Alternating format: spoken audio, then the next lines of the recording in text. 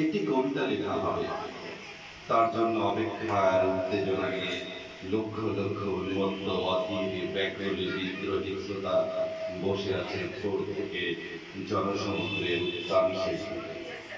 কখন আসবে কবি? এই শিশু পার্ক সেদিন ছিল না, এই বৃক্ষ ফলসীমিত উদ্যান সেদিন ছিল না, এই তত্রাচ্ছন্ন বিবর্ণ বিকেল সেদিন ছিল না। অথচ তখন প্রায় দুপুর গড়িয়ে গেছে, গম্ভীর মুখে কবি এসে জনতার মঞ্চে দাঁড়ালেন।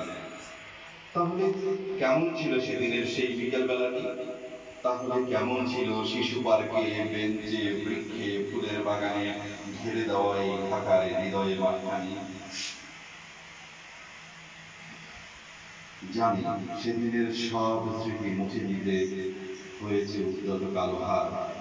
তাই দেখি কবি এই বিমুখ প্রান্তরে আজ কবির বিরুদ্ধে কবি, মাঠের বিরুদ্ধে মাঠ, বিকালের বিরুদ্ধে বিকেল, উদ্যানের বিরুদ্ধে উদ্যান, মার্চের বিরুদ্ধে মার্চ। হে অনাগত শিশু, হে আগামী দিনের কবি, শিশু পার্কের রঙিন দোলনায় দোল খেতে খেতে তুমি একদিন সব জানতে পারবে। আমি তোমাদের কথা ভেবে লিখে রেখে যাচ্ছি এই শ্রেষ্ঠ বিকেলের গল্প। সেদিন এই উদ্যানের রূপ ছিল ভিন্নতর। না পার্ক, না ফুলের বাগান, এসবের কিছুই ছিল না। শুধু একখণ্ড অখণ্ড আকাশ যেরকম, সেরকম দিগন্ত প্লাবিত ধুধু মাঠ ছিল দুর্বাদলে ঢাকা, সবুজে সবুজময়।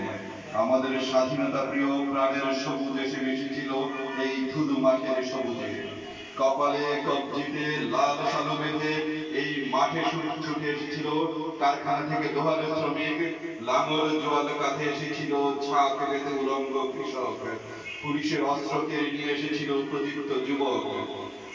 হাতের মুঠোয় মৃত্যু, চোখে স্বপ্ন নিয়ে এসেছিল মধ্যবিত্ত, নিম্নবিত্ত, করুণ কেরানি, বৃদ্ধ, নারী, পেশা, ভবঘুরে, আর তোমাদের মতো শিশু পাতা কোরআনের দল।